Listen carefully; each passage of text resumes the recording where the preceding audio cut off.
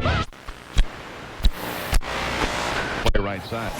3, 2, 1, 0, 0, and liftoff. Welcome to Seattle Sports Insider Podcast, your best source for the latest news and conversation on what's happening with the big teams of the Pacific Northwest. We'll cover it all. Seahawks, Mariners, Supersonics. Supersonics? I think I grabbed the old script. Anyway, if it's big and it's sports and it's Seattle and surrounding, we're on it. Follow us on Twitter @MarinersTalk24 and on Facebook, Seattle Sports Insider Podcast. And now, time for the second best father-son duo in Seattle sports history. After, of course... Goodbye, baseball! They do it! The Grippies with back-to-back home runs! Here's your host of the Seattle Sports Insider Podcast, Justin Bonanno.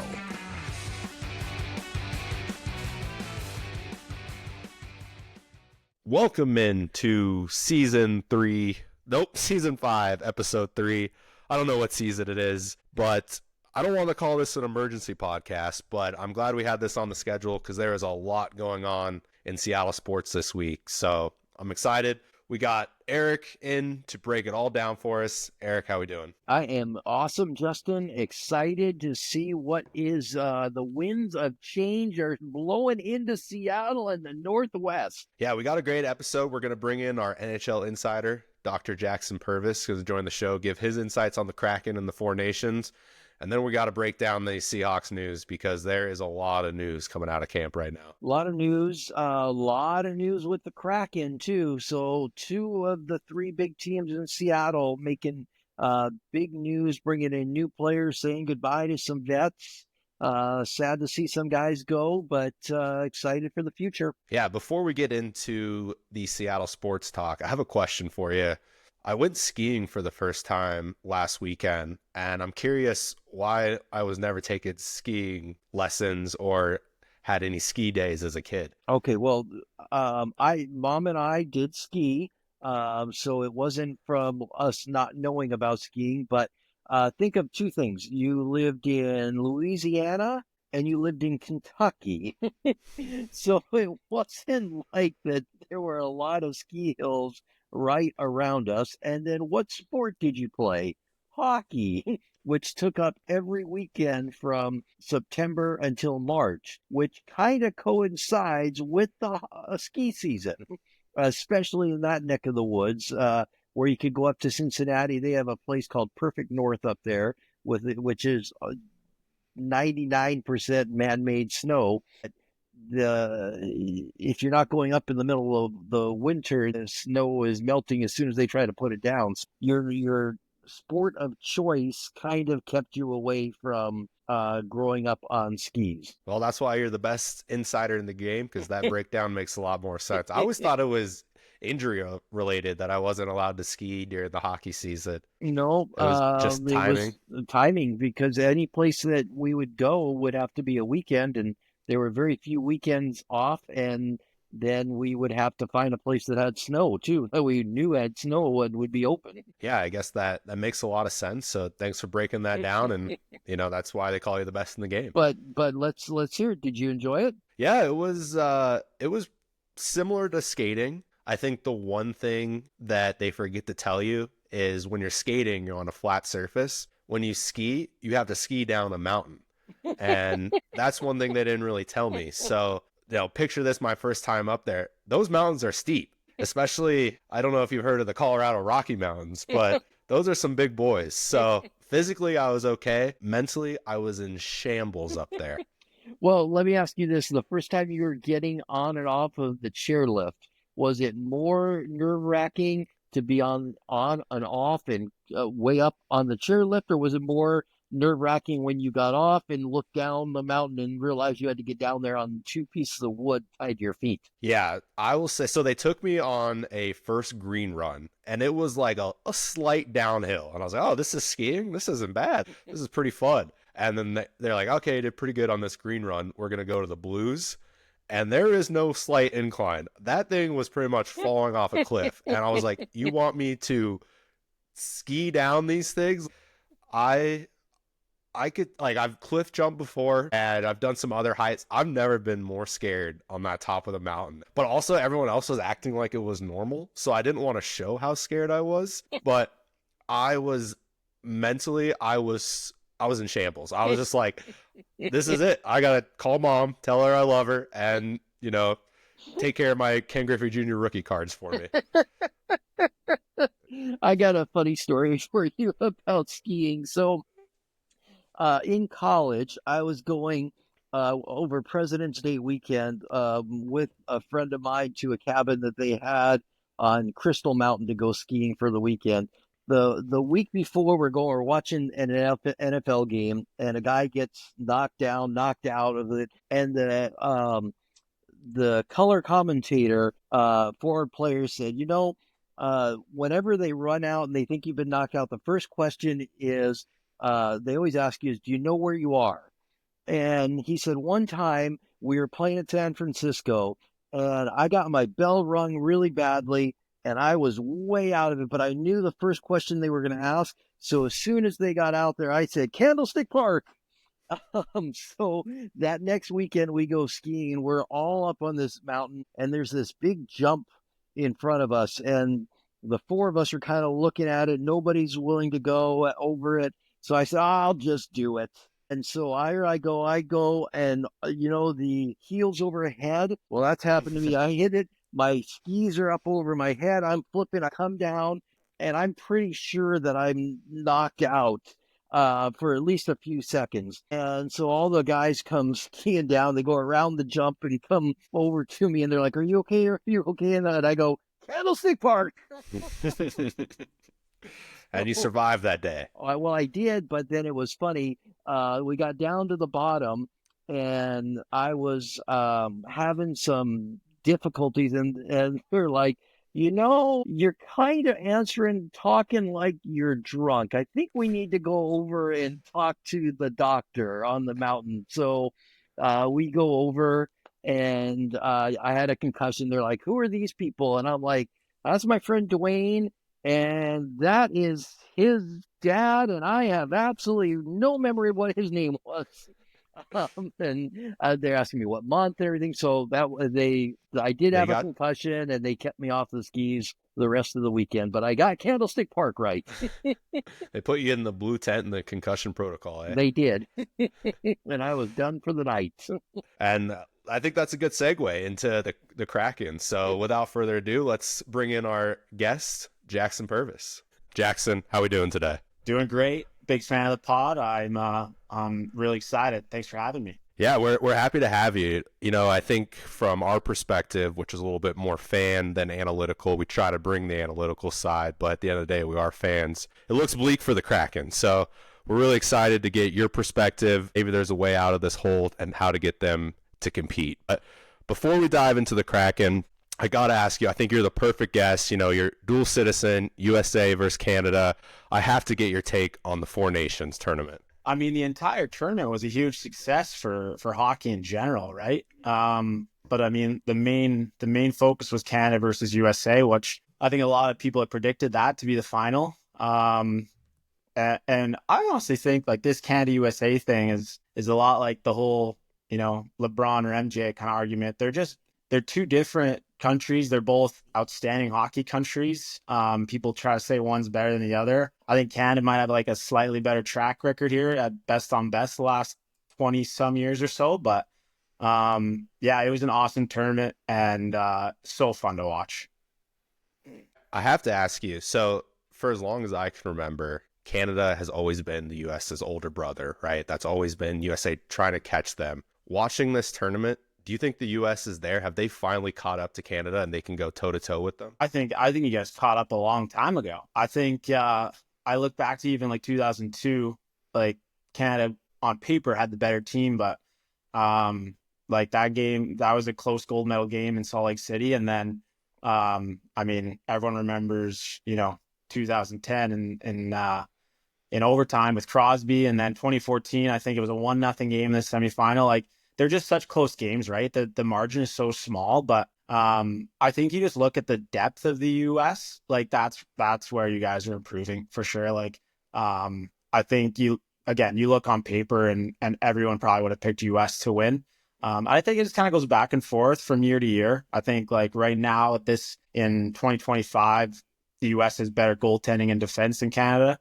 Canada has the better top level guys, right? The McDavid, McKinnon, McCarr kind of thing. But to I guess answer your question, yeah, I think US is really narrowing that gap if there was a gap.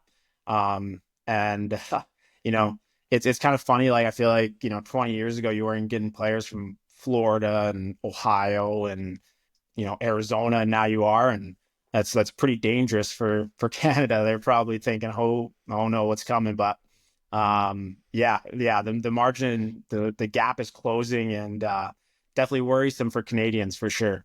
And not to go too far, in depth where people may not understand all of this, and kind of keep it focused back on the four nations. But I think one thing you can really look at is the U.S., for lack of a better term, dominance in the World Juniors over the last, 10, 12 years, 10 years or so. And that's where I think you really saw the U.S. catch up to Canada, and then it's playing out into the NHL. So I know our listeners may not go, into that deep into the weeds as far as where it comes from. But I think what you said is right on. The U.S. developed the national team development program. I was part of that whole brainchild back when it was forming back in the 90s and such. And truthfully, I didn't really see the complete upside of it. But I think I now it's exceeded my expectations, and it's showing up in the NHL. Yeah, you stole that point from me for sure. I was going to say that I don't know when that development program like really started to flourish, but I think that's where the US has the advantage right now. Like they get their best players in the country to come at a very like developmental age and all play together. And then they play against, the Div 1 teams and like the guys that are older than them. And it's just such a good process. And Canada just doesn't have that right now. And now with all the new rules on, again, we're getting into the weeds a little bit, but like, the CHL, so WHL, OHL, and the Q, those players are now going to be eligible to go to the NCAA. So everything's going to get a little different up in Canada. But yeah, the US definitely has an edge as far as like getting their best players in the country to go to one place and play against each other and play with each other and really develop at like a fundamental age. So I think that's been the biggest difference in the last, 20 some years. I think and like you said, at the World Junior level, you see how strong the US teams have been. So huge part of it for sure. Jackson, you kind of answered this, and I have to bring it up because for those that don't know, Dad and I are Latvian citizens, and if you don't know, I'm surprised because I talk about it all the time. It's one of my coolest facts. And I want to just bring up that Canadian-Latvian World Juniors game. Can you put in perspective just how big of an upset that was? And is that a result of just Canadians not having that development program that we've seen some struggles in the last decade at the World Juniors? I think there's probably a couple of ways to answer that, and every Canadian will probably tell you a different thing. But I've personally thought the team that Canada brought to the World Juniors this year just wasn't a good team. They brought the wrong players. So I think you can look at it that way, but try to put it in a lens of like how big of an upset that is. Like, oh man, I don't even know. Like, again, if I try to compare that to a football or baseball thing, I'll probably just say something stupid. But yeah, just a massive upset. I would love to know what the numbers are as far as like youth hockey or like minor hockey players in Latvia compared to Canada. Like it's probably astronomical difference. Even just the population of the two countries, I'm sure Latvia is far less. So yeah, it's cool. I like seeing like the Latvias and I guess, you don't see as much anymore, but the Germanys and all these teams that kind of upset these bigger countries. Even like, even Sweden or Finland, right? They have a fraction of the population of Canada in the US. So it's always kind of, for me, like at the World Junior stage, maybe not the best on best stage, but the World Junior stage is kind of cool seeing those teams like Latvia win those games. So.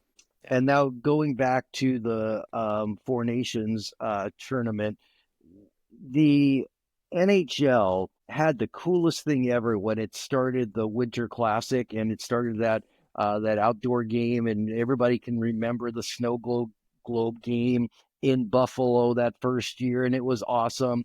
And now they have overdone it with their stadium series and outside games in Florida and LA so much that it's become absolutely just another game to most people. Um, I'm hoping, and I'd love to get your perspective on this, that they don't play the Four Nations tournament every single year when there's not an Olympics. I would love to see it 2 years after and 2 years before the Olympics as that 2 year, every 2 years we see best on best. So next year we have the Olympics. Then 2 years from that, we'll see Four Nations again. I just don't want them to overdo it. And it's par for the course, in my opinion, that the NHL will overdo anything that they have good. So I'd love to hear your perspective on that.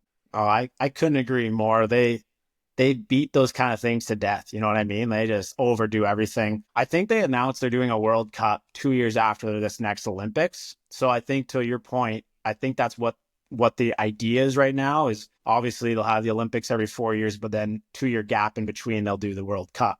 I think the one of the good things that's best on best is how rare it happens, right? Like rarely it happens. It's like the best on best hadn't happened since 2014. So like I think that's probably why this Four Nations was so big too. Fans were just itching for it, right? So I think you gotta, to your point, I think you gotta kind of, limit how often this is happening. And even if those World Cups, I don't know how they are, what time of year they plan to do it, but preferably not in the middle of the season, just because, guys got hurt and it's, you don't want guys, dropping out of the tournament like Petrangelo or whatever, or Quinn Hughes to the American team, stuff like that happening. If they can somehow work that into a calendar year where maybe, we get a tournament in, I know you don't want to watch hockey in the summer, but maybe sometime in the summer before the season gets rolling, just to, get the fans involved, something like that. But yeah, I think the Olympics every 4 years, it adds that kind of flair to it and that desire for fans to really tune in. So yeah, I'm with you. I hope they don't do this way too much, because then that best on best will lose its flair, I guess. So Hey, Jackson, I have a quick question on the USA roster construction. All hockey players, we've seen Miracle, right? 15 plus times. Are the US still in the habit of looking for the right players instead of the best players? Especially, I just don't understand scratching Kyle Connor and bringing in Chris Kreider for the final match there. And, look at some of the other guys, maybe like the Jason Robinsons, Tage Thompsons, Clayton Keller, more of the skilled guys. How did you feel about the USA roster construction? And do you think some of those skilled guys will be on the roster in Italy next year? I think they picked a pretty solid team this year. I'm with you. I think they should have played Kyle Connor in that last game. I think you'll definitely see kind of things turning over a bit with the US. Like you won't see Brock Nelson again. You won't see Chris Kreider again. Those guys are getting older.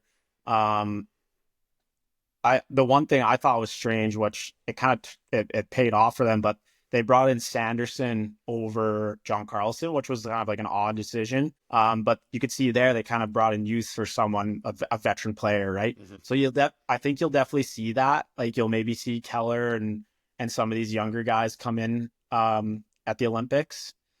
So yeah, I think you'll see that with Canada too, right?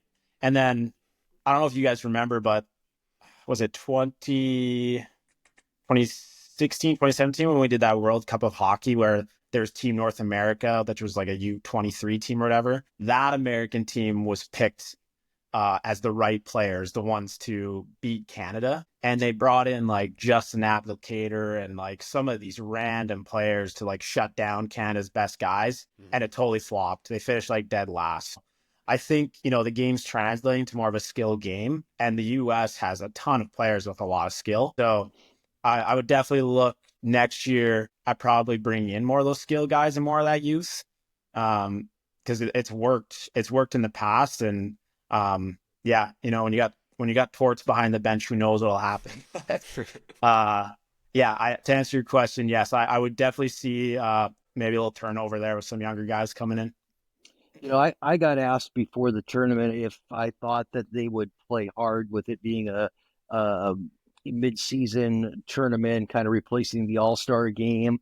And my original response was, well, in the medal game, they will definitely play hard. Obviously, I didn't wasn't sure about the prelim games and the round robin round, but they played hard throughout. There was just such a home run where love to have both of your guys' answers on this. I think it now that wrecked in a good way every other All-Star game out there because that was played like baseball used to be played, like the All-Star game. Baseball was the best original All-Star game because you had the American League and the National League, and you didn't see the best on best. You didn't see Tom Seaver against Rod Carew back in the days because there were no interleague games. There was no crossover other than the World Series. So it was a game that you played hard for your league, and you played hard because it was best on best that you never saw.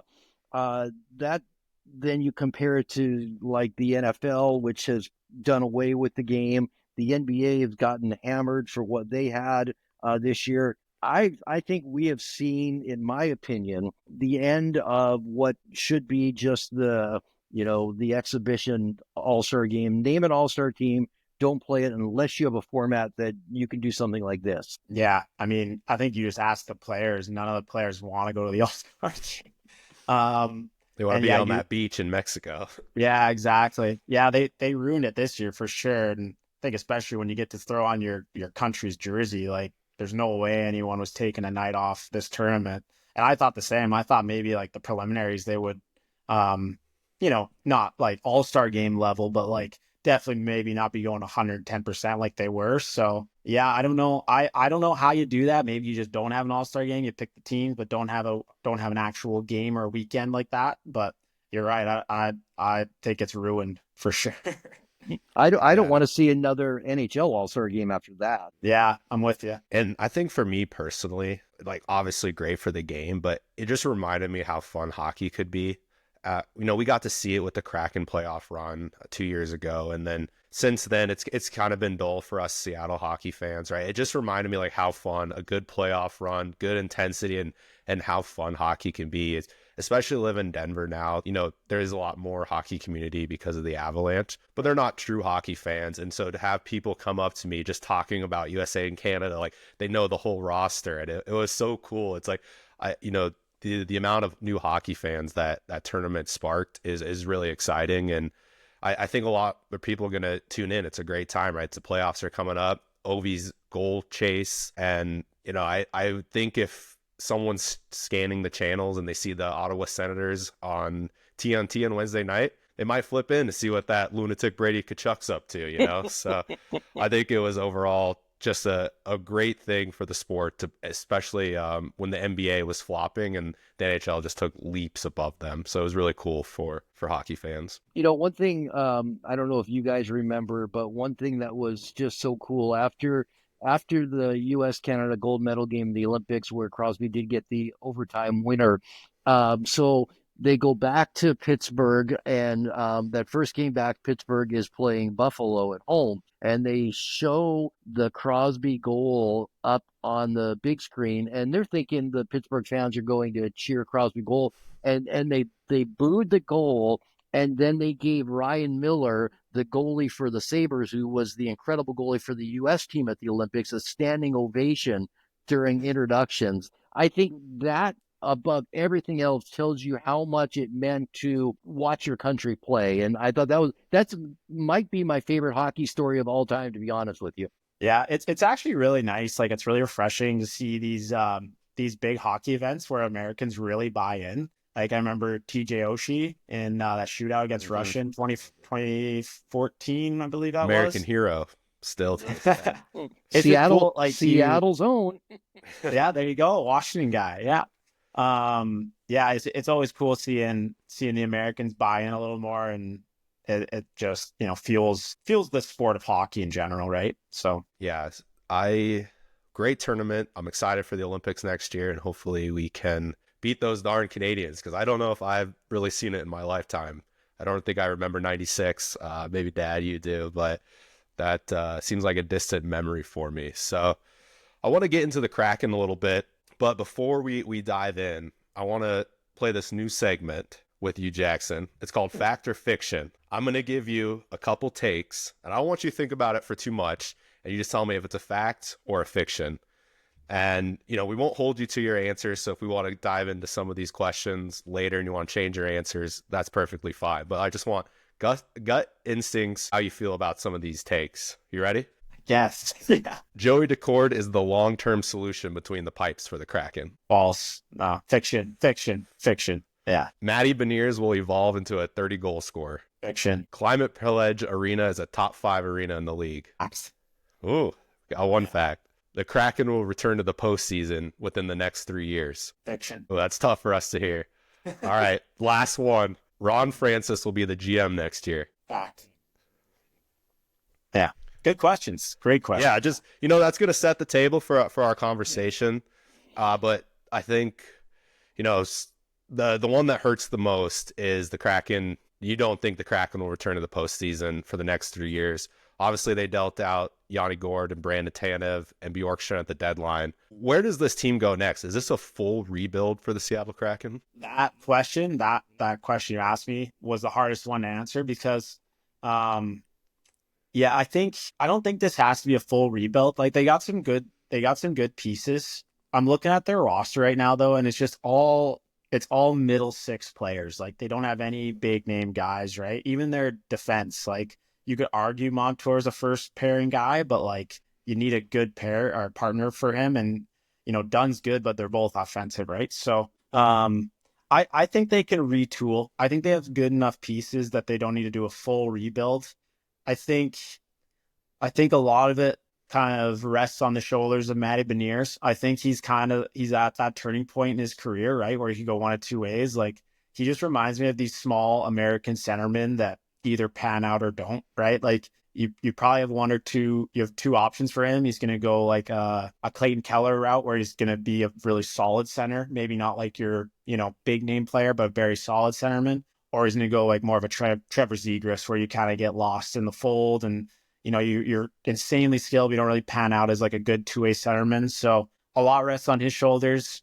But no, I don't think it's a full rebuild. I think you can kind of work on the go. They got to fix the goaltending. Grubauer just has not worked there. And I don't know how, but you got to get a bigger name up front. That forward group's just not going to get it done, I don't think. Well, the one thing that I would go to and say you can bring in somebody is the amount of draft capital that they have acquired. And I think it's 9 first and second round picks in the next 3 years that they have. So I'm hoping, now they've cleared out a bunch of cap space too, obviously with trading Bjorkstrand and such. I'm hoping that we see Francis package some of those draft picks to go get a legit number one line center or wing or whatever it ends up being, because I think, they're not, Shane Wright has really come on, and I think he's poised to really take a step forward and maybe even past Beniers. So if Shane Wright ends up being your second line center, or Matty Beniers your third line center, I don't know if Stevenson, you're going to keep him as a fourth line center or not, but you can go out and get somebody or work with that and bring in somebody as a star. I think the draft capital is there that they can go out and make a big splash, a big trade, and not have to wait 4 or 5 years after the draft to bring in some of that talent. And I think Francis's job is going to rely on that. I don't think he'll be around 4 or 5 years down the road if that's the plan. I think you have to do that, right? Like I don't like comparing Seattle to Vegas because they came in at different times, so they kind of had different situations at that the expansion draft. But like Vegas went out and got Eichel, and then before that they went out and got Pacioretty. Like you can do it, right? And if you guys are gaining that draft capital and you got some prospects to work with, I think it's an option for you, but you're going to have to spend, you have to give some quality things up. But I agree with you. I think you have to do that if you're on Francis. I don't think you have an option at this point. And the other thing, and the reason I said fiction for playoffs the next 3 years, that division is so strong, and the bottom feeders right now are just going to get better. Like San Jose is loaded with talent. They're just going to get better. Anaheim's on their way up. Utah's not a bad team, honestly. And then you look at Vegas and Edmonton, they're probably not going to get much worse here in the next few years. So you got to do something if you want to be competitive in that division. So yeah, my question is, how do they go out and get a top 3 top 6 forward, right? We saw the Eichel trade that you mentioned, but he had those lingering back issues that might have helped the trade. Rantanen's been dealt, so that is a recent example. But there's not a lot of teams, like you're not going to see the Dreisaitl's and McDavid's and McKinnon's on the block per se. So how do they find that needle, find that trade partner to bring in the guy that can man the power play and be the guy in Seattle? Yeah, you usually have to draft those guys, right? Like if you want a McDavid, Draisaitl, any of those guys, you got to draft them. But you can get a solid first line player. May not be a centerman, but you can get a winger through free agency, but you got to spend. You're probably better off, like we just talked about, trading up a lot of your top assets to go out and acquire someone. And maybe that does mean like trading one of those better defensemen you have, right? Like Dunn's at 7.3 mil. You have Montour there. He's offensive, right? He can be on the power play. Like maybe one of those guys has to go, right? So, yeah, it's definitely a very difficult thing to do. In Vegas, you're right, kind of capitalize on a good opportunity. But yeah, you're gonna have to give a little to get something, right? So it's a tricky thing to navigate. And I can't think of anyone currently who maybe would fit that mold. Rantanen would have been good, but I guess we'll see. We'll see in the summer if anything comes up. I want to circle back to Matty Beniers, right? It feels like he's been in the league forever since the Kraken started, but he's only 22. What have you seen from him? And then what does he need to do to take his game to the next level? Again, like he just reminds me of there's so many of these smaller, super skilled American centermen in the NHL right now. Like I said, I think he needs to get stronger for one. Like if you want to be that first line, or I guess, top centerman, you gotta be able to play both sides of the puck, both ends of the ice. And I just don't think he can do that right now. Do you think he is a skilled offensive forward? I mean, he's not like, he's not an upper echelon guy, but he's on the more skilled side of things for sure. Yeah. Do you disagree? I don't know. I haven't been super impressed. I think he is a good third line center on maybe on a competing team. You find him on the third line center. I just haven't been impressed with his offense ability, but he also hasn't been playing with, top level talent either. So I think he is more of a playmaker than a goal scorer. So hopefully, if you bring in one of those top goal scorers and you pair him with them, maybe that's how Beniers elevates his career. Well, I tell you what's confusing about him is that he was at times the best player on the ice in the Olympics. In some of the games. So I mean, he stood out in some of those games, and I think he might be a guy. One of the big knocks on U.S. college hockey going back into the 90s and such, again, was that there just weren't enough games for the guys who get prepared to go into the NHL. So you didn't see the best players going to U.S. college. You saw them going to the Canadian Hockey League. And those places played 72 games. You got on a bus after a game and drove 5 hours and played the next night. U.S. college, you flew out, played 2 games. You only played 30 games a year. Now, as the game has gotten into a more skill game, a lot of those arguments have gone away, and that hasn't been as much of an issue. But I think you see some of that issue with Matty Beniers, where the long marathon season of the NHL isn't something that his body is used to, as you talked about being stronger and such, where in short spans in the Olympic tournament, best player on the ice, college hockey, outstanding, took his team, to the Frozen Four. And then all of a sudden you're playing, almost 2.5 times more games in the NHL every night, practice, travel on that. So he might be a guy that his body is not adjusted to that schedule. Yeah, the volume of games is definitely a huge issue for NCAA guys that come into the NHL. So that's a valid point. You see that a lot with, especially just undersized players, right? Their bodies just, you play 82 games and you're in the corners, your body just wears down over time, right? So yeah, that's definitely a good point. And like you said, Justin, he's so young, right? Like it's unfair to make all these judgments based on how old he is. So give him time. Like he very well could turn into a very solid NHL top 2-line centerman, but yeah, I guess we'll have to just see. And yeah, one thing, I'm sorry to interrupt, Justin. One thing I was going to ask too, I think the Kraken did a horrible job at protecting him. There was no beef on his line at all. And starting that hit that he took in Vancouver, the cheap shot that he took in Vancouver that knocked him out for those 10 games or so. He's kind of gone downhill since. And, Gretzky had McSorley, and Beniers has not had anybody like that. Yeah, that's another thing I noticed looking at their forward group. There's not a lot of bite, right? There's not a lot of snarl. Again, you guys did just trade Gourde and Tanev. So with that being said, I mean, there was a little bit of, grit there, but that's definitely a good point too. Yeah, and the organization believes in him, obviously giving him the 7x7. My really complaint about Beniers is every time he's on the ice, he literally falls on the ground. Like, I just feel like he's so weak on his skates compared to some of the other players. But again, young, and we'll give him some time. So I hope he can evolve into being that go-to guy, because I think he was taken second overall. So, he's that draft pick that you need to set the franchise up. One question I have for you, Jax, is, you're an Oilers fan. You've had some good seasons. You've also had some bad seasons, right? So how do Kraken fans kind of still enjoy hockey if there's still not a lot of talent or promise on the roster? What have you done in the past with the Oilers? Are you just watching maybe, the young players and seeing their development? Or what should Kraken fans really look into as they begin this transition period of maybe of a rebuild? Well, yeah, us Oilers fans had what we call the decade of darkness, when we didn't make the playoffs for 10 years and we were like really, really, really bad. We had 3 first overall picks in a row, and none of them were very well. Nugent Hopkins panned out, but we had kind of the first half of the decade of darkness. They were just bad. Oilers were just terrible. And I won't lie to you, I was probably like 13 or 14 at the time. I just stopped watching, so I don't really have a good answer for you there. But the second half of the decade of darkness, we had young, excited, like the Oilers had young players, so it was still fun to tune in.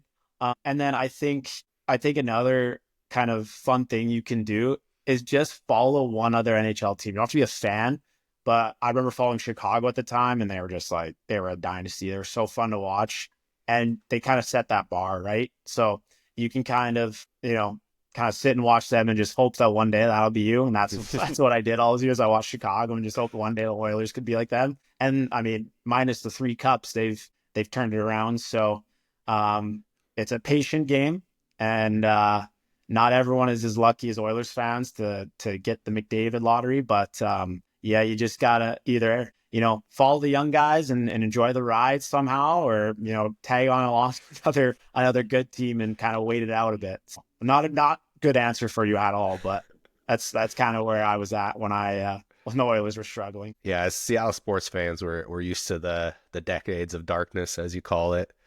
Have you had a chance to look at the Kraken farm system and their young talent? Is there any names or, groups of prospects that could be coming up in the next couple years where, they've had a lot of draft picks? Is there any potential there that they could come up in the next couple years and help this team move forward, get back into the playoffs and contention? Well, the one guy I was looking at that I forgot they acquired, which, I mean, this isn't really a prospect, but Cabo Caco, I mean, he's still young. Like, he's a little older than Beniers. I wonder what he could do. How has he looked for them so far? He's been good. Yeah, he's been good. He's been surprisingly good. Yeah, I think that'll be an interesting name to watch. I liked Cartier as not as a skill guy, but just like as a good solid forward. Like in when he came up in the playoffs 2 years ago, I like his game. As far as younger actual prospects, I believe that Furcus is going to be a pretty solid player from what I understand. Again, you're not really asking the right guy. I don't follow this too closely, but I think he's supposed to be a pretty solid player. And then I know that, I think he's probably played up with them this year. Riker Evans, has he been solid this year? Yeah, he's been okay. He's been okay. He's young, a couple of mistakes, but it's defensemen tough. Defensemen are tough, right? Like they take longer. So it's tough. And, I think in looking here, he's 23, right? So they usually try to give defensemen a few more years to develop. So I'm not too sure who else they got in the pipeline, but I'd be excited about Kakko. I'd be excited about Furcus. I think, and then I guess we'll see what happens with like Beniers. Like I said, he's still young, right? So, and then Wright. I mean, he's only 21 too, right? So I think you look at those guys, and Seattle's kind of in the same position the Oilers were in those decades of darkness, where the cupboard's pretty empty. So you're calling up these young guys a lot, and you got to remember that they're young and they're probably not ready for NHL action, but it's kind of just where you're at. It's where your franchise is at, right? So just being patient, kind of seeing what they have to offer, and hopefully they just continue to make the next step as years go by. And then there's a lot of hope that he's further away because he's still playing in Spokane. But Berkeley Catton has had an outstanding year this year, over 100 points. So we'll have to see how he pans out. But he hasn't stepped his toe into the pro level yet, still playing in the Western Hockey League. But there's a lot of hope that he could end up being a player for them too. But that's way down the road. He was fun to watch at World Juniors. I think he'll be a fun player to follow. Question for both of you. Do you trust Ron Francis with these draft picks and this cap space to turn this thing around? Or do you want someone else leading the ship? I mean, as an Oilers fan, I'm just kidding. I think so. I think this is what happened. I think Vegas came into the expansion draft. They essentially took advantage of the other 29, 30 teams in the league with all these ridiculous deals and take this guy and we'll give you this guy type of thing. And then when Seattle came in, they saw how everyone handled that Vegas draft, and those teams said, we're not going to do this again. So they kind of got shafted in that regard. So I think it's unfair to compare those two teams. I think the fact they made the playoffs 2 years ago is a good sign.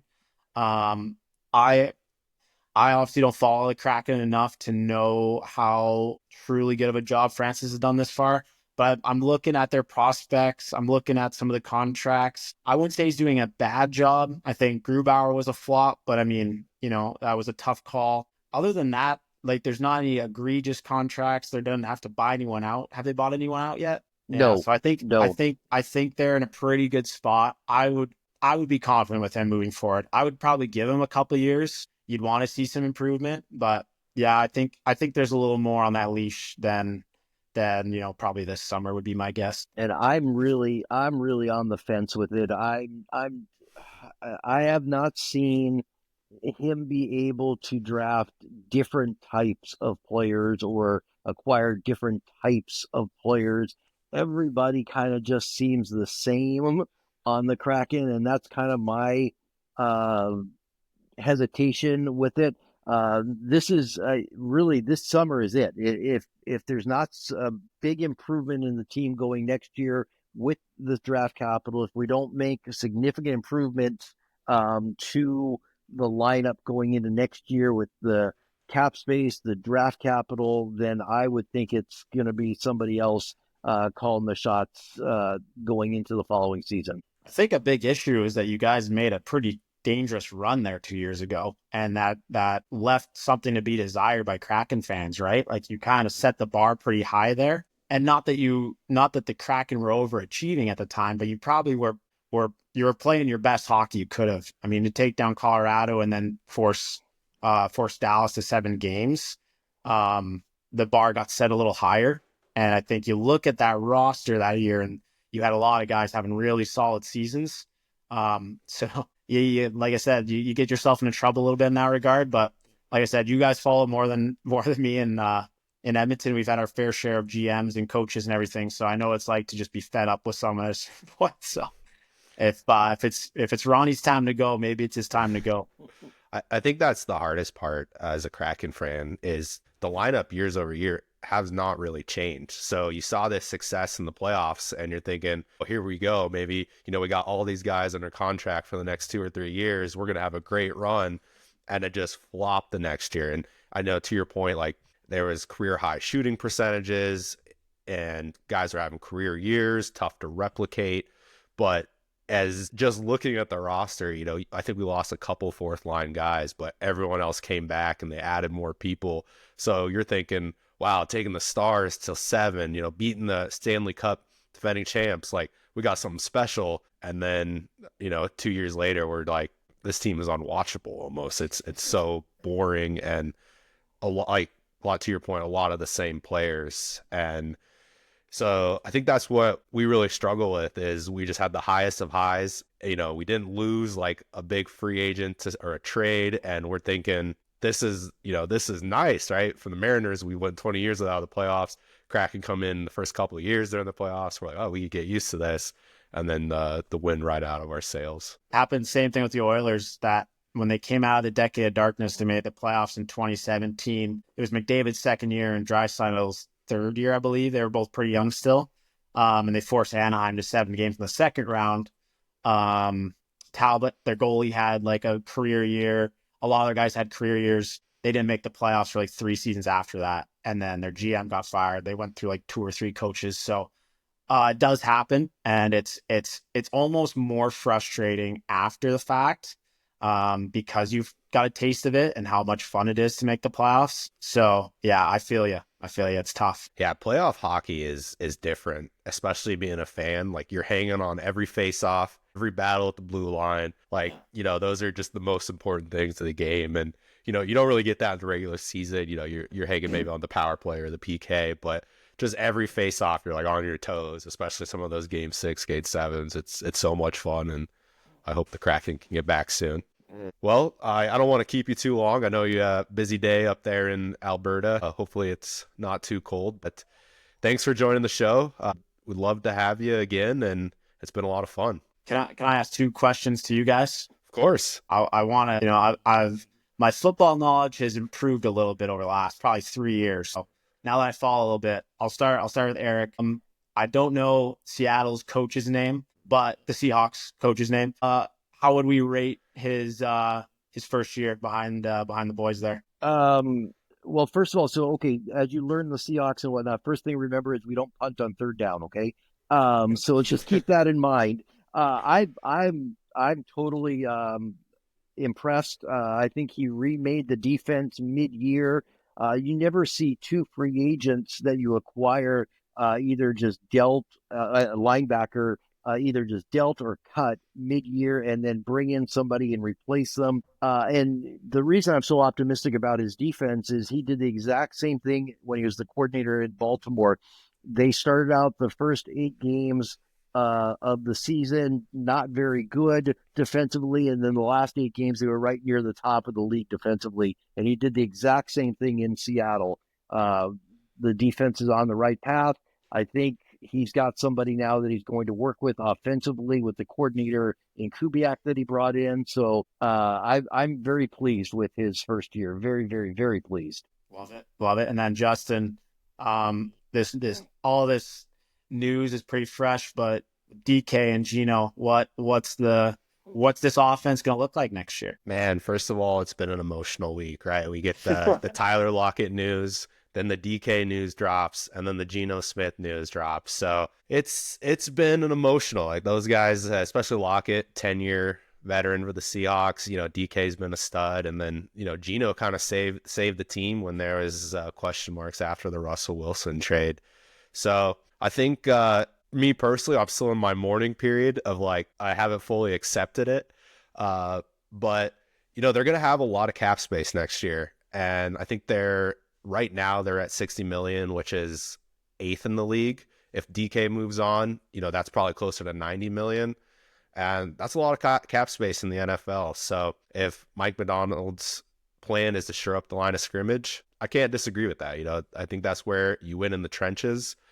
If the plan is to bring in Sam Darnold, not as excited there. I think you're going to be stuck in, being a good team, but not a great team. And, I'm sure we'll get into this later, but at the end of the day, if these moves don't work, you're picking in the top 5 picks, right? And you can set yourself up for the future. So I think it's a calculated risk, but it's a risk that's going to tug on the heartstrings. Eric, any follow up on that? I'm actually really excited. I'm fired up. He's got that GM. He has no sentimental value. You either perform or you're out. Yeah, I've already moved on. I'm ready. I'm ready to bring in the next guy. And yeah. Well, I'll have to follow along on the pod to see what the latest is on the Seahawks in the offseason here. But hey, like I said, you guys Kraken are struggling right now. If you're looking to hop on a bandwagon, the Edmonton Oilers, baby. I don't think their team is as good as last year's, but you get to the playoffs and you can't count out Connor and Leon. So just saying, just putting that out there. Before before I let you go, what's your hot take? I want the Stanley Cup matchup and then the Stanley Cup winner. Oh, how do I not say the Oilers? But Yeah, you can say it. I think I have to, even though I'm less confident in them than I was this time last year. I will say rematch Oilers Panthers, Oilers in 6. Actually, right. hey, for a fan of the pod, I'll say Oilers Capitals. Shout out Al Nejma. Oilers in 4. He's gonna love that. And the Caps might be back, especially Ovi's carrying them. Good. So that would be a lot of fun. But Jax, thank you so much for the time. This was a lot of fun. We'll definitely have to have you back. Yeah, sounds good. Thanks, guys. Thank you. Thank you.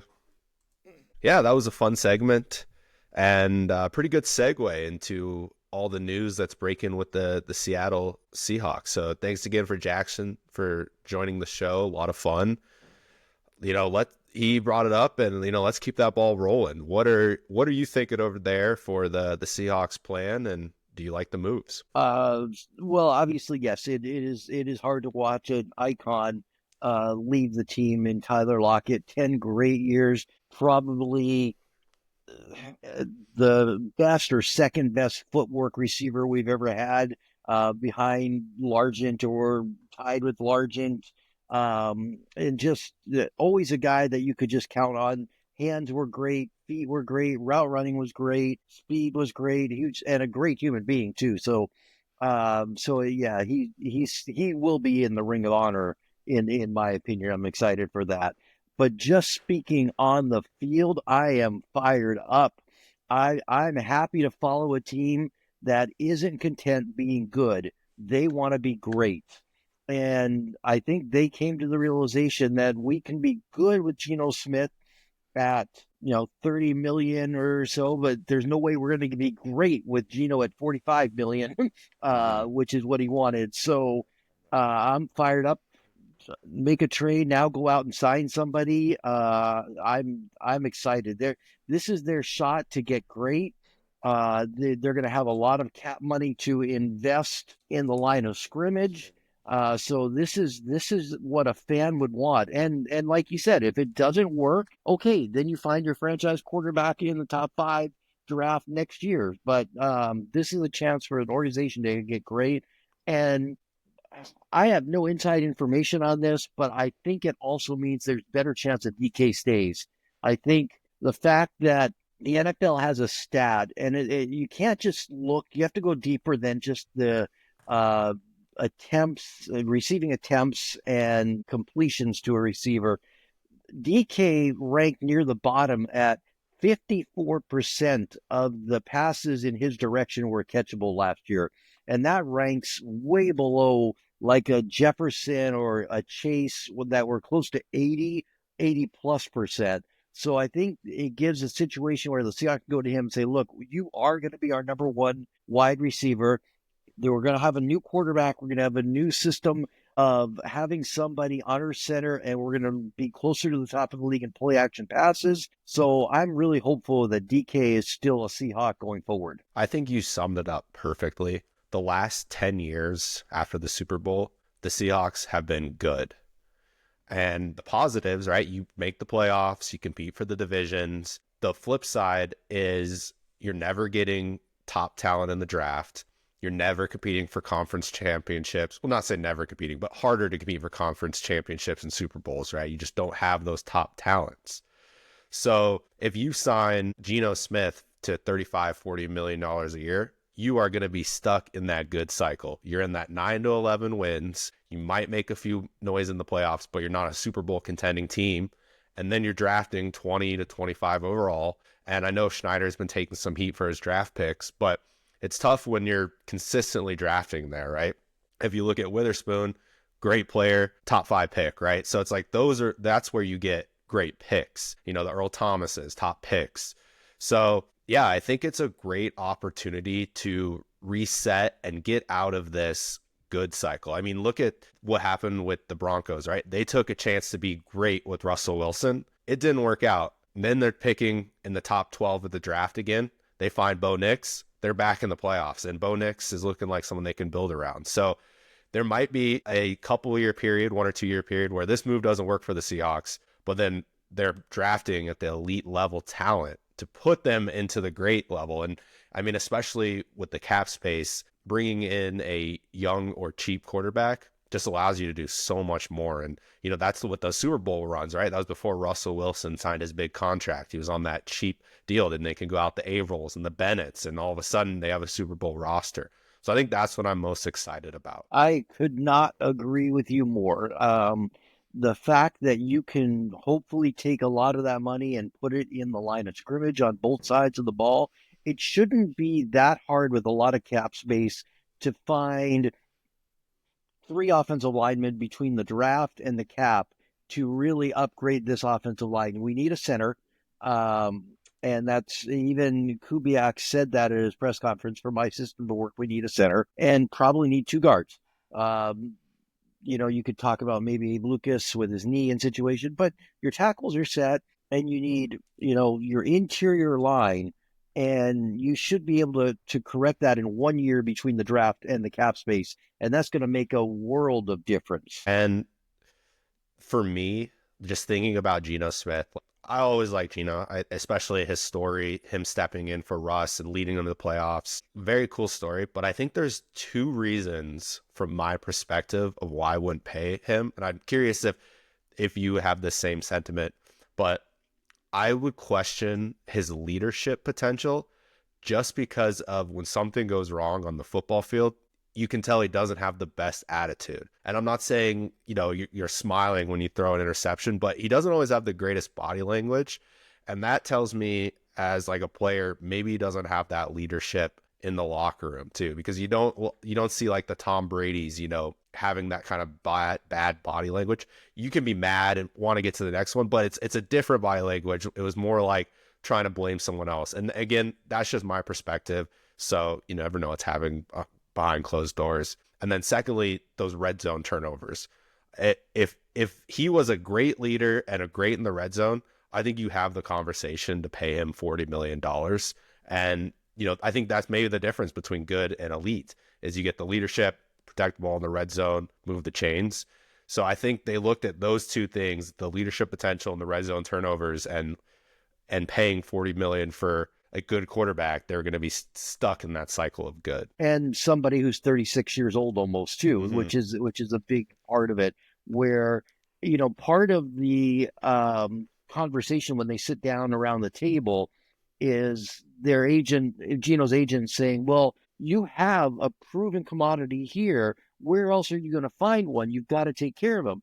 The Seahawks can actually look back at him and say, hey, we found you. We know what we're doing. We found Russell Wilson, and then we found you. So we know what we're doing quarterback-wise. So we can go out and get that next guy, even if it is somebody like a Geno that maybe hasn't performed up to the level that was expected, like a Daniel Jones, that we can bring in for $10 million and then really build the team up around him. So I think that the potential is there to really, like you said, take it back to the Super Bowl days of having a quarterback that makes great decisions, who's maybe not the Patrick Mahomes who's going to win a game by himself, but with the talent that you can amass around him, isn't going to turn the ball over in the red zone, isn't going to have the mistakes that come along with maybe not being a Patrick Mahomes level quarterback. So there was a tweet that came out yesterday from one of the Seahawks beat writers that said Geno traded to the Raiders. Obviously, the Seahawks are in complete rebuild mode.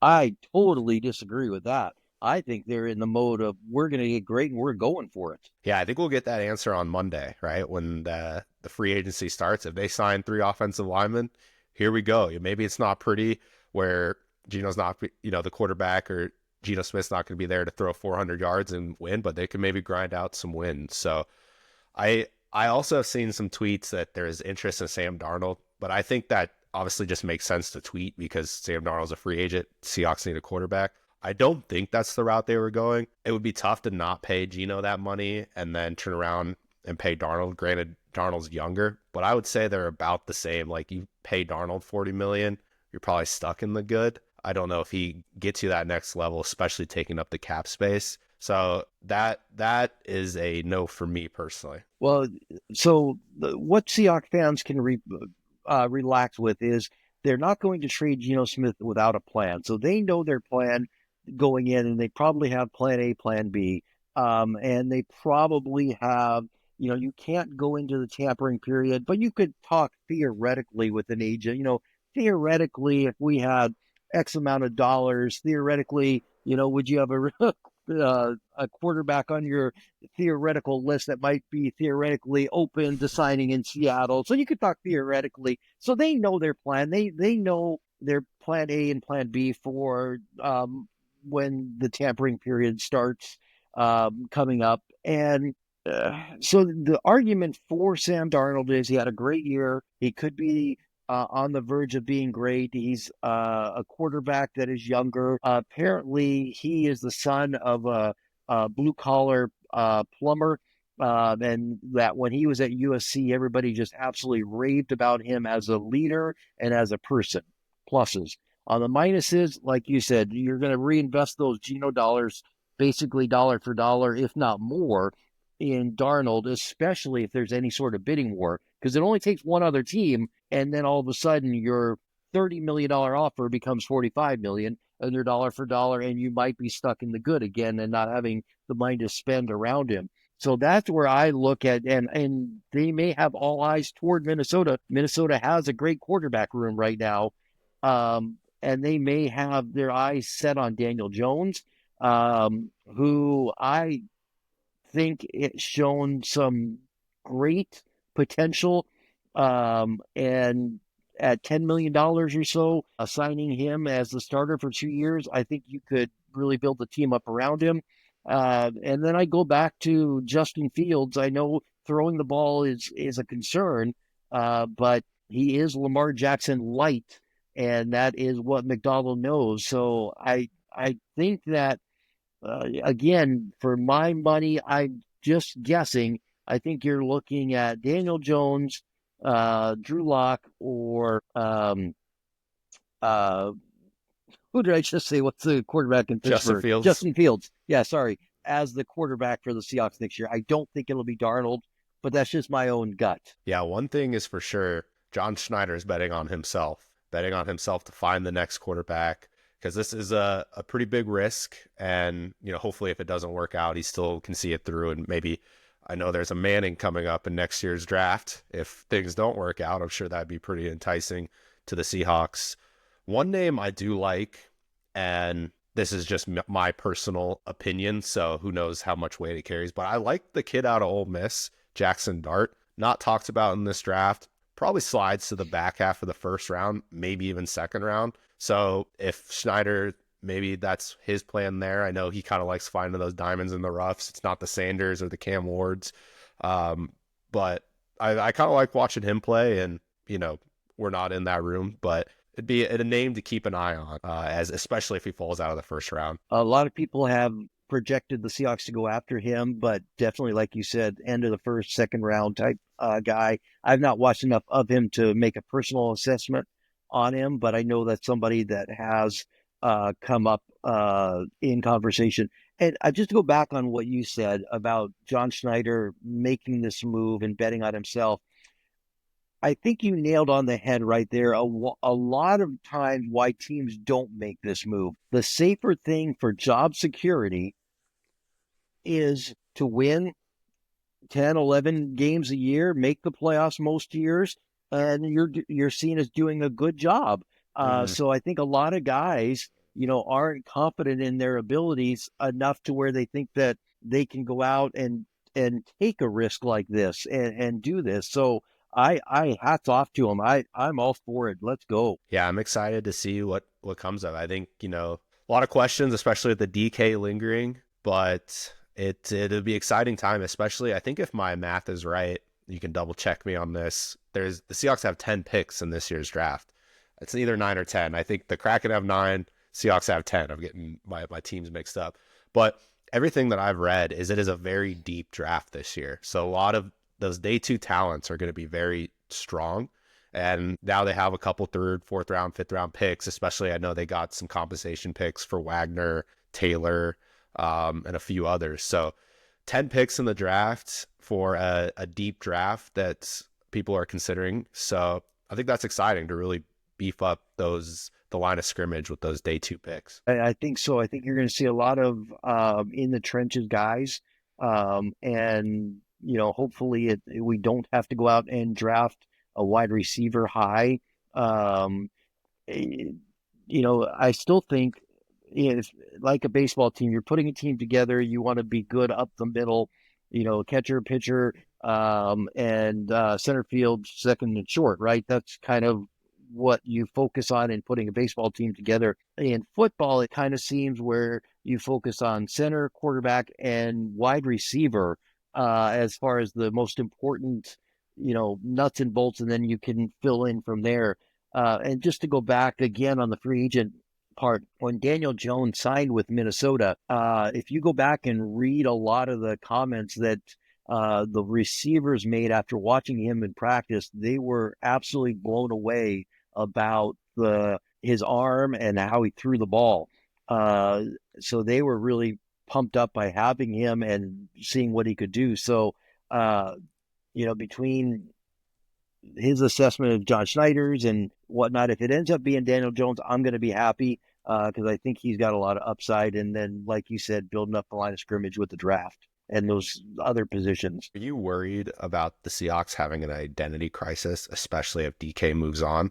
That's a lot of older veteran guys leaving at one time. Or is that just paved the way for the Witherspoons and the JSNs to really take over this team and they are the new identity? Well, I think there's no doubt that going into next year, the identity is going to be defense until the offense gets an identity. And that comes from your head coach, right? The head coach is fix the defense, hopefully.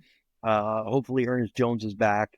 And he's a lot of cap space now. So a lot of cap space. I don't know if the fact that he just had surgery is what's holding up the deal, or somehow he wanted to get to free agency after all and test the market. I mean, at the end of the year, he said it was all but a done deal. He was coming back. So I was actually a little surprised that we got this far without him. But I think he is part of that identity, and I think the defense, him, Witherspoon, that's definitely going to be the identity going into next year. And then the offense is going to find their identity. Hopefully my gut tells me you're going to see an offense that you saw like when Russell Wilson was at his best. A lot of times, a lot more under center, a lot more play action pass, and hopefully a running game that gives you enough plays in a game to have JSN and DK or whatever receivers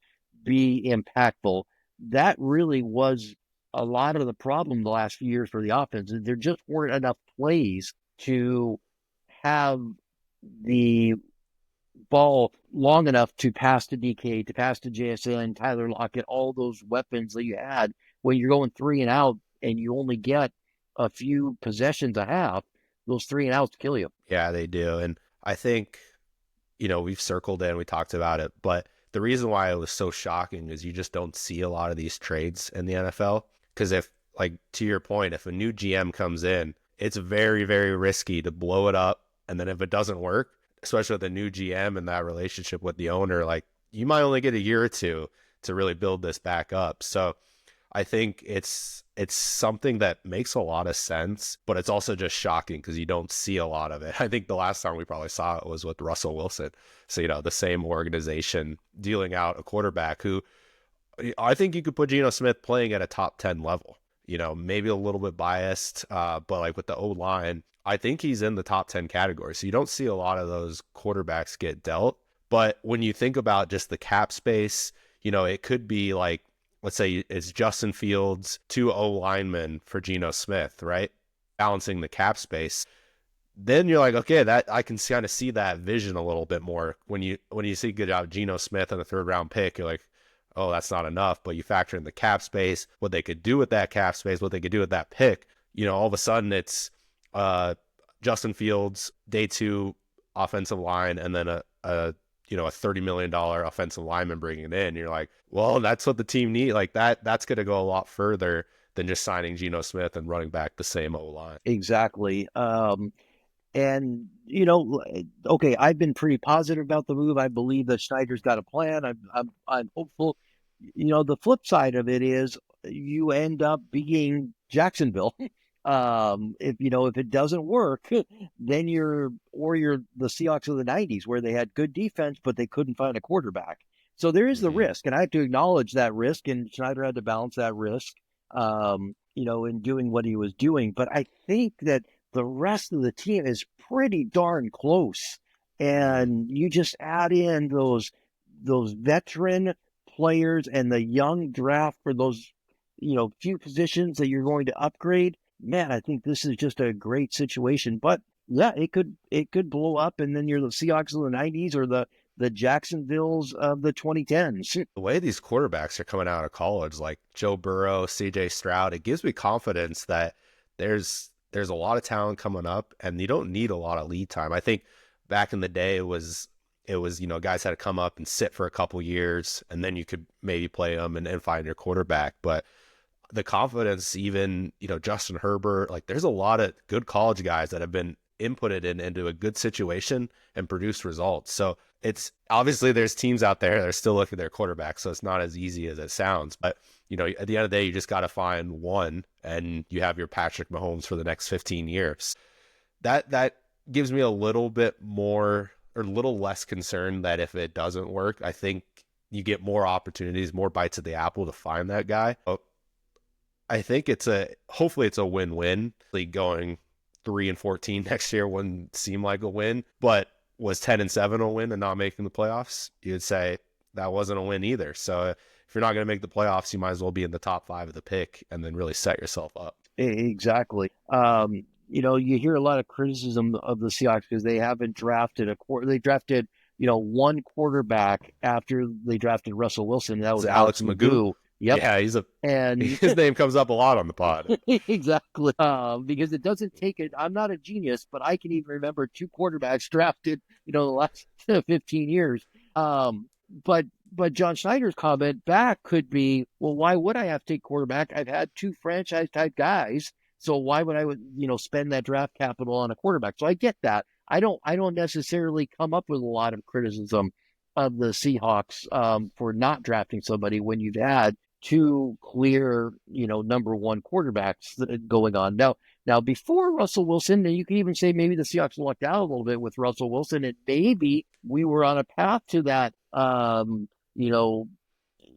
in the day, 7-9 record all the time when we were bouncing around between Tavares Jackson, signing Matt Flynn, and then happened to draft Russell Wilson. So maybe we lucked out a little bit. Who knows? But Schneider, I don't have a lot of criticism for the lack of draft of a quarterback because quarterbacks are very, a lot of them have fragile egos. And I know Russell Wilson was reportedly upset that John Schneider scouted Josh Allen.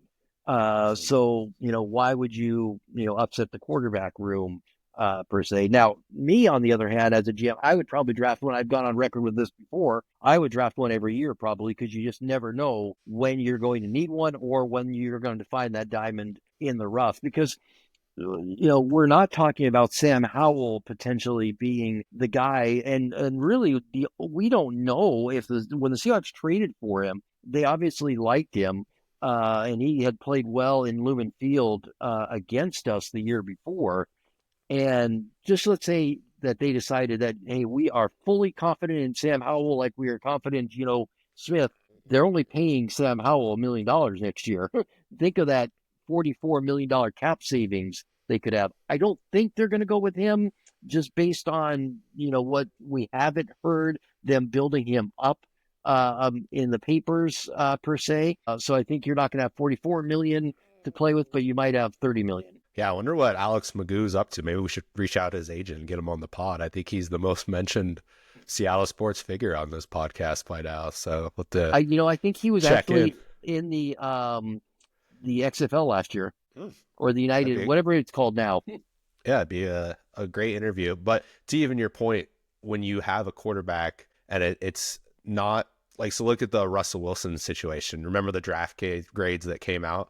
Why would you waste a day 2 pick when you just signed Matt Flynn to a big deal? Like everyone thought it was, a terrible pick. So it maybe it doesn't make sense. But to your point, you never know when you're going to find that diamond in the rough. And maybe they thought Russell Wilson had something special. Maybe they got lucky. Maybe it was a combination of both. I wanted to quickly transition over to the Mariners. I know last pod, we're like, maybe they got something up their sleeve. Maybe they'll bring in a hitter. Well, that didn't happen, and unless you count Jorge Polanco coming back. And they're really riding this team. So on a 1 to 10 scale, how excited are you for this season for the Mariners? Well, I'm always excited for baseball season, and I'm always excited for the Mariners. But as far as them being a World Series contender, truthfully, I'm going to say I'm at a 6. And the reason I say that, well, 5 good starters. I know what you're going to say. If they can get into the postseason, the pitching staff can match up. Right. But they 5 good starters, the 5 good starters are good. You're going to have a good bullpen, and so that's half of a point. And then hopefully the offense turns around, so that's the other half. That's why I come up with a 6. Should be like a negative point. Yeah, I know, but that's back the down only to reason 5. is I'm frustrated. We have to talk about Justin Turner's comments. I mean, because that is what every Seattle fan has been feeling this entire offseason, is they're angry that nothing was done. And then Justin Turner comes out and says, I'm interested in coming back. I was interested in going back to Seattle, but if I'm your only move, you're on the step of being there with the Dodgers, being there with the Yankees, and being great, and you refuse to take that step. Yeah, it's really, I was laughing that everyone was like, oh, this is a bad look for the Mariners. It's not a bad look. It's who they are, right? Yeah. That is who they are at this point. And, Seattle Mariners fans might know it a little bit better than like the national media, but I thought that was funny that the national media was coming out like, oh, bad look. But I was like, it's not a bad look. It's just who they are. So on a scale of 1 to 10 for me, I'd probably give myself about a 4. With that being said, I have booked my tickets to opening day, so I'll say it's a 4, but I'd probably be a little bit more excited just to see the boys back in action. Yeah, it's so frustrating because the answer is, why didn't we do anything in the off season? The answer being, well, we're going to get a full season of Victor Robles, who was a lucky find. Let's not forget. We're going to get a full season of a Rosarina, and we're going to hopefully get a bounce back from Jorge Polanco. It just kind of reeks of the Kraken, running the same team out there and just hoping things go well again. Now, the offense was definitely better under Dan Wilson and Edgar Martinez the last 34 games of the year.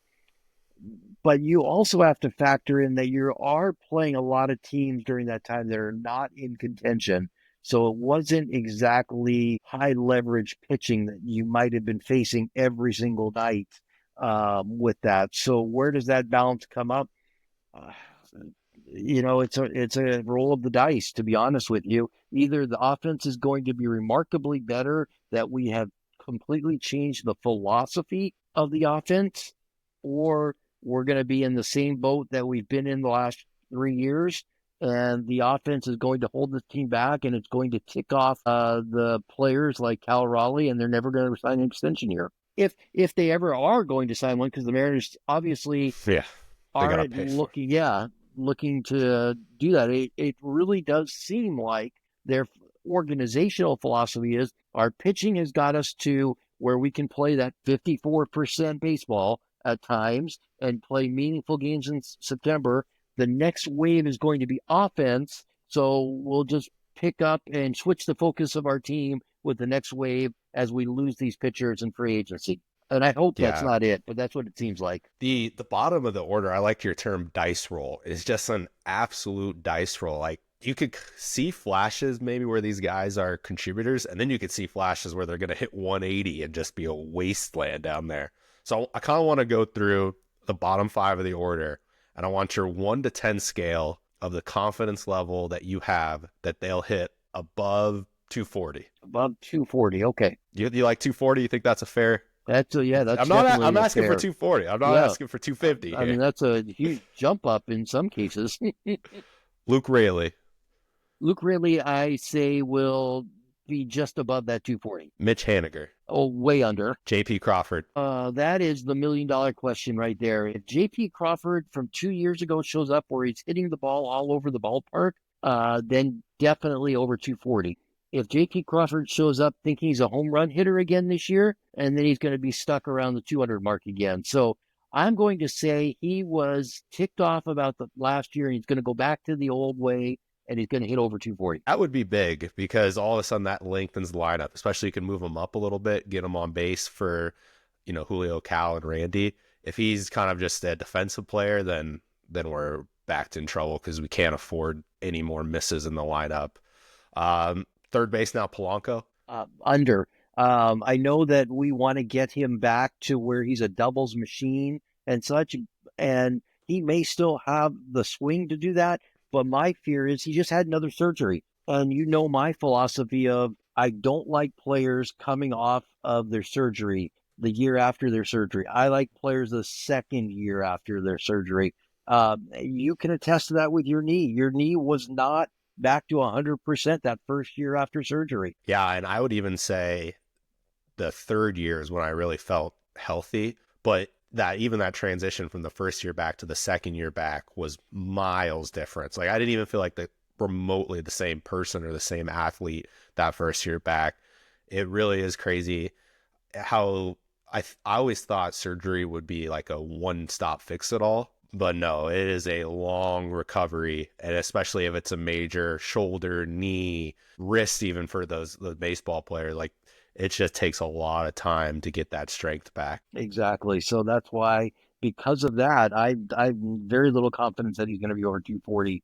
So nothing against him as a player. It's just his injury the last 2 years. And then I guess the second base spot is Under. a combination of Under. Bliss, Moore, Solano, career 280 hitter. So yeah, Solano I don't think is going to be playing second base. I think you're going to see Ryan Bliss, Dylan Moore, and they hope that one of them. I think they hope that Ryan Bliss can do it and Dylan Moore can move around because his defense is worth having in other places at times. So I think that they would rather see him that they're at their best if he's a super utility guy. But he's bulked up like 10 or 15 pounds already off of probably the most fit guy in the organization beforehand. And he thinks he's an everyday player. So we'll see, but I don't have, I don't see them hitting over 240. I think the success of the Seattle Mariners is going to be, can they catch lightning in the bottle from one of those and zones? This JP maybe bounce back, maybe Haniger pulls something from something we saw 5 years ago. Like I think that's the only key to their success. If they all hit their average over the last couple of years, oh man, that bottom of the order is going to be a disaster. Yeah, they potentially they could have the best outfield in baseball if Rosarina, again, we're back in the if game, if Rosarina is back to where he was when he single-handedly won playoff series for Tampa, and then Julio in center and Robles in right with Raley spelling them, potentially that outfield is fantastic. If Rosarina's hitting 205 and Robles has a regression and Julio doesn't get off to a good start, we're in trouble. Yeah, you've been around a lot longer than me. Oh, gee, thanks. But if you have 7 ifs in the lineup, I'm assuming that's not great. Yeah, unfortunately, more often than not in Mariner history, we are filled with ifs. Mm-hmm. And that is a tough pill to swallow again. Because we're wanting the ifs of everybody having career years. And if Cal Raleigh can take another step forward, which I don't know if he can, he gets so beat up, catching 180 games a year when the schedule is only 162. Yeah, and then with the news that just broke with Kirby, it's not a lot of margin of error for the old Seattle Mariners. I think they're in the dangerous spot. They lose one player or a struggle season from Julio or Cal, they are in panic mode. Well, and hopefully, I mean, this is a shoulder injury for Kirby. Hopefully, it doesn't end up being serious. But worst case, let's say he's, a long-term injury. Then you have one more significant injury to the pitching staff, and you are turning yourselves into the Miami Marlins very quickly. The Marlins thought they had this great pitching. They had very little offense. They were right on the verge of making the playoffs. They run the same team back out there the next year. Pitching staff all gets injured, and they lose 100 games. Yeah, it's going to be an interesting couple weeks with Seahawks free agency kicking off.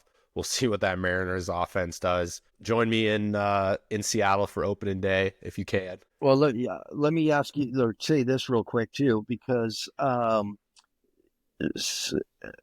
right now Mariner fans are angry over what they didn't do.